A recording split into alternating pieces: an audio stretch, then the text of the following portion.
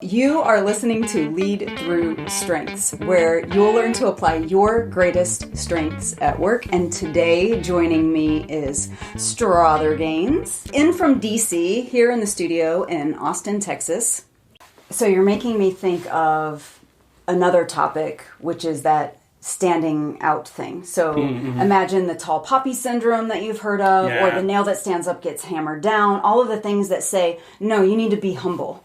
You should keep it to yourself and make sure that you're a very humble person. But then at the same time, how can you make your differences your differentiators if you're not willing to experiment with them and let them out a little bit? Yeah. So what does it look like to not be tooting your horn in a way that's obnoxious, but you're actually offering them out as a contribution? How do you even begin that to figure out what is what?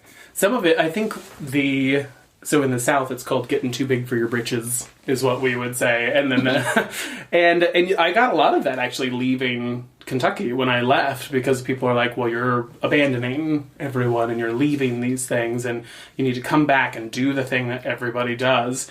And for some people, that's actually really rewarding to be a part of that. Consistency is my last strength in my report. And I don't like to repeatedly do the same thing. But for someone, if that's your strength, live in it.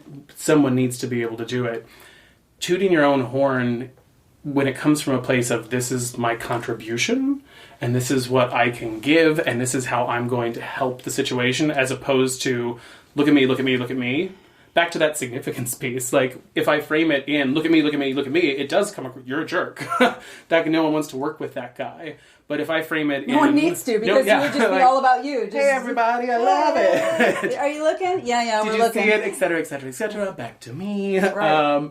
But when I frame it in, if you'd like to leverage me appropriately and you'd like to see me do my best work, putting me in this scenario, giving me an opportunity to do this specific thing, which is something that lots of people don't like to do. It's when I think about public speaking, so many people are terrified of it. And I would so much, Excel sheet versus public speaking, throw me up on the stage. So it's finding where you have those natural fits and just making it accessible to the people that you collaborate with, giving them the option rather than demanding that they do your thing. Ooh, that's so powerful also to imagine. Like, if I'm imposing my supposed strength on you, it doesn't feel like a strength to the recipient when you're doing that. But if it's offering a contribution, how could they even know to use that in you if they didn't know you were interested in that? That means you have to play with it a little bit to offer that contribution out, or that no one would ever know that you would be the one who would love to give the presentation so that they can go live and excel where they would prefer. Because people will use their lens. That is something that we're all guilty of, is me assuming, well, everyone's going to want to be on stage.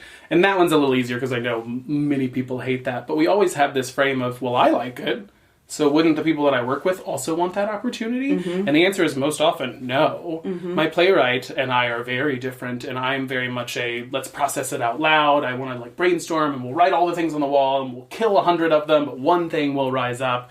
And Jenny is very much the person who's like, I want to go back to my writer cave. I'm going to go away for a really long time.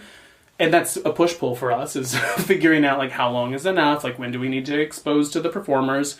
But that is just part of her process. And so if I assume she wants to work the way I want, or if she assumes that I want to work the way she wants, we're both going to be unhappy. So giving everyone the space to offer their thing rather than demand, I think, is really important in a good culture. Thanks for listening to Lead Through Strengths, where you can apply your greatest strengths at work. Hope you get at least one tip that you can take today in terms of keeping your commitment to yourself, keeping your commitment to your strengths. And if you want a little help with that, get Strother in the house. He's good at keeping you honest at doing this stuff. Bye for now. Bye.